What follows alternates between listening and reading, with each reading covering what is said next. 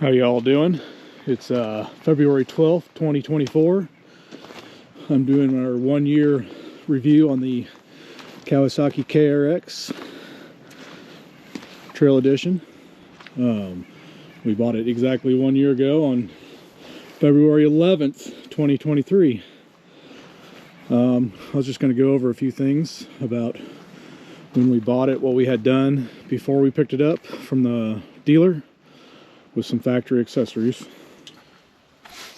I did want to put on here at the 1 year, we're at 3,956 miles. Trail Edition, it comes with the front bumper, winch, rock sliders, and a roof, and the rear bumper. Stuff that I had the dealer add on here before we picked up. I had them put on a full front glass windshield, a wiper with a sprayer. I also had them put in the heater system. I had the extended fender flares. 3 accessories like the windshield, had no issues, no cracks, no chips, been hit with rocks, whatnot. The wiper works great. The washer works really good. The heater works really well also. I do make sure when I get ready to wash it that I close all the vents, but works great, flawlessly. The only issue I had with the heater system is I had to take this apart to put the stereo system in, and this little cover plate is very easy to break, and I did break it and had to order a new one. But other than that, works phenomenally. And I know a lot of people aren't big on factory stuff, but so far everything's held up and worked as it's supposed to. I put on some Seismic mirrors, put on a rough country light bar, just a single row. I put on the KRX little side protectors for the frog skin. I put in the SFD Works stereo system, plug and play, which is, this is the stereo and this is the basically the equalizer that chooses how it sounds. The kit I got came with the 2 front speakers and the subwoofer that's back here behind the 10-inch sub behind the passenger seat. I then added 2 8-inch speakers behind to really top it off.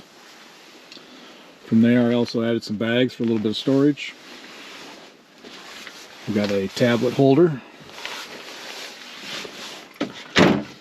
I put on some just real cheap simple whips from Amazon.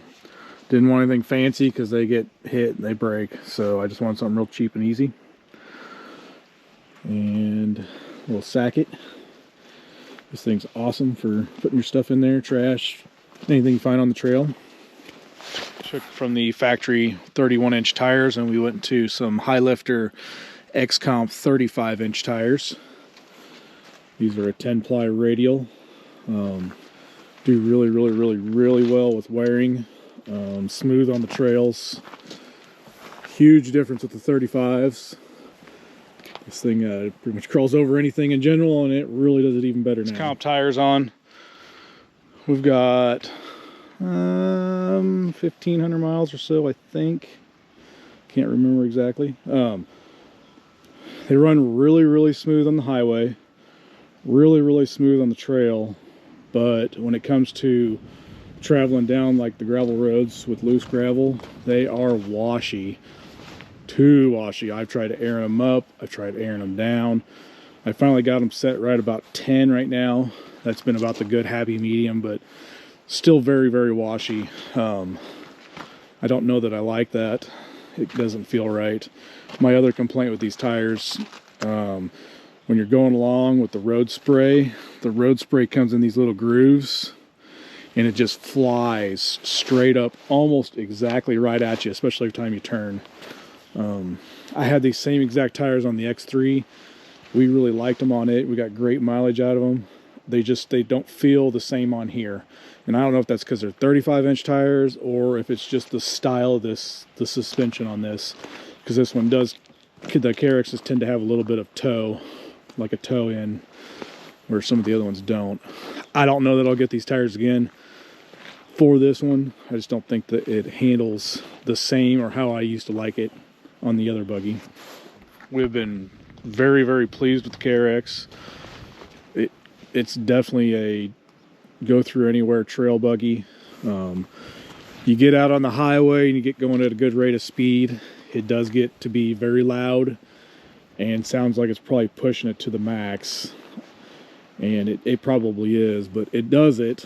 But it's not like maybe some of the other turbo models that can go a lot faster. But I can go the speed limit around here, which is 55 on the highway, and it does just fine.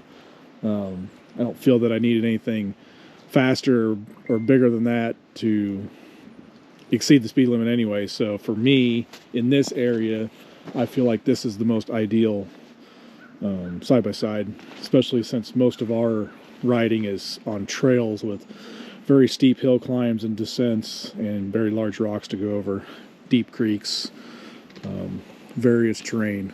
And this is where this thing really excels. I pretty much just put it in low, four-wheel drive, and just let her go. And it will climb and descent like no other. We've had very little problems. The one problem we did have is these come with a really weak fuel rollover valve. They're plastic and got a little rubber thing in them. They just don't work correctly. When it got to be about 100 degrees out and we were riding for distance on the highway, this thing did vapor lock. I'd read some forums on it, kind of knew about it, decided to replace that fuel rollover valve, and after that had zero issues. Honestly, that's really been the only issue this thing has had at all. As a complaint would be in the summer how hot inside it gets. Not only dusty, but super hot. The cooling lines run through that center console, and it gets almost to the point where the plastic there feels like it's just boiling against your leg. So that would be one of my complaints, along with the amount of dust that comes in. As far as like complaints, it doesn't hold out the dust very well. I've tried to do a few things like put some weather stripping on, and that did help. I took the seats out and I put a rubber across it on both sides. That helped. I put some rubber inside here and here. That did help. I think I'm gonna have to research a little better on getting some of the other spots, like here where the gaps are, trying to get it to seal up just a little bit better. You get on the dirt roads and it sure doesn't take much to get the dust coming in. And I'm sure a lot of them do that anyway, but this is just a matter of, after a long, hot, dusty day, what little bit you can keep out the better. So that would probably be my other complaint. Maybe the throttle is a little overly touchy. It feels like if you're going on a trail and it's kind of bumpy, that you tend to bounce on the throttle and it makes it kind of herky-jerky, but that's probably just because it's super sensitive. I have changed the belt once now. The other one was, I think I smoked it trying to go up some big rock hills, and I was a little too heavy on the pedal doing it. But I got a few thousand miles out of that. And then this new belt, I've got a couple thousand miles on it right now, but about every third ride I pull that clutch cover off and blow everything out and clean it really well. And from everything the mechanics have ever told me, that taking care of it and keeping it clean inside there will prolong that belt. You know, of course, cleaning your clutches out, blowing them out, keeping them clean, inspecting your belt. I did learn here after the last ride that I failed to clean this sensor up here, which is your belt sensor. And there's a gauge on it, or a meter on the dash cluster. I didn't think about cleaning that very well, and we were out riding and it kept climbing up on temp.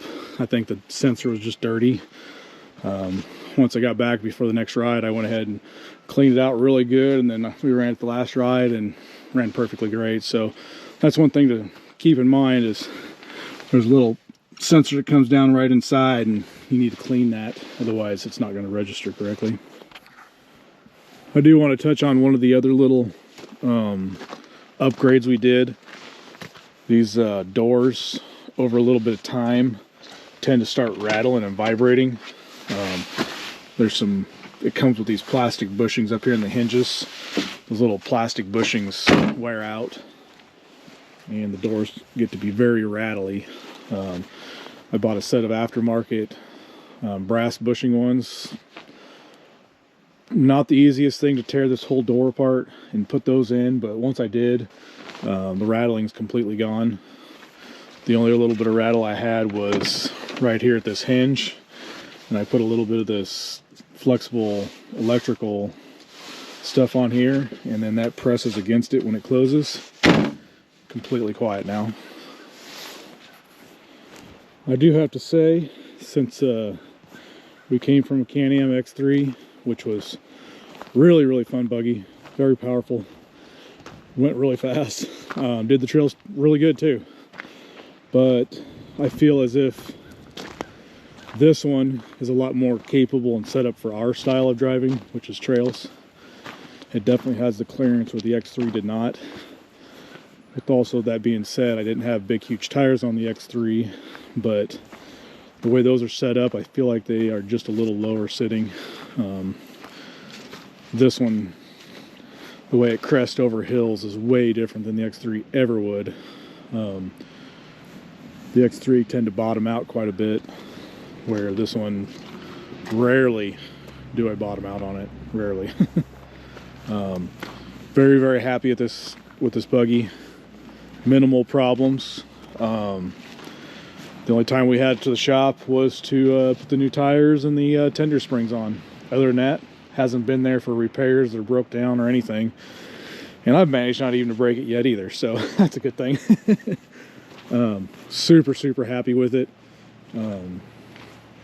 I feel as if it cleans up well, even with scratches.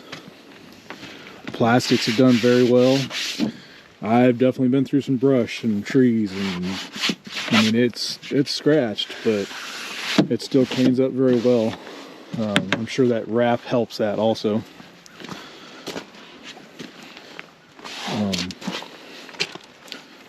Absolutely, really like this machine. Can't wait to do more miles. Know how the RMAX compares to the KRX.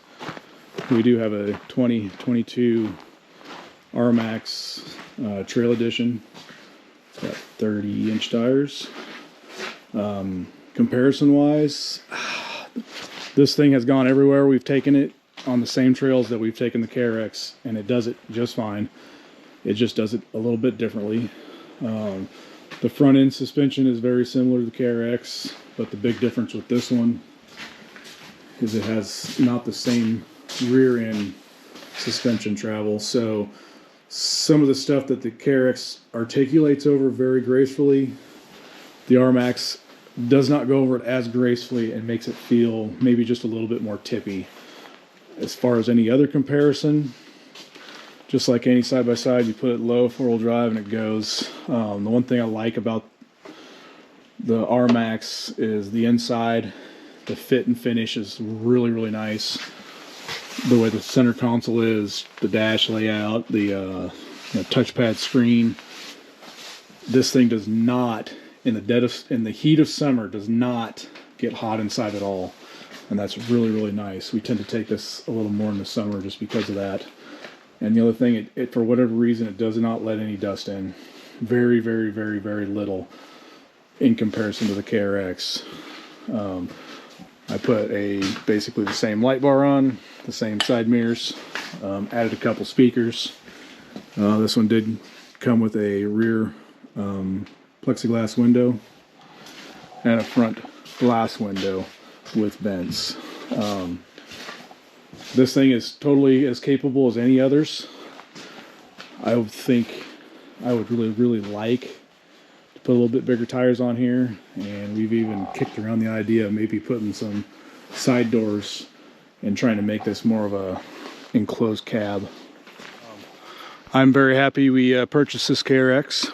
It's done really, really well. It meets or exceeds all of our expectations. It is definitely the buggy we need for the kind of riding we do, which is a lot of trails and a lot of dirt roads. Absolutely great machine. Looks good. Runs great. Had no issues. Been dependable. Very, very happy with it. I would recommend this to anyone else. If you're a person that wants to go out and fly super fast, maybe not the machine for you. You can get booking pretty fast on a dirt road with it for sure. Probably enough to get you in trouble, but that's not what it's really designed for. It's designed to go over anything and go through anything and honestly do it in comfort and ease. I would highly recommend this Kawasaki KRX Teryx Trail Edition to anyone.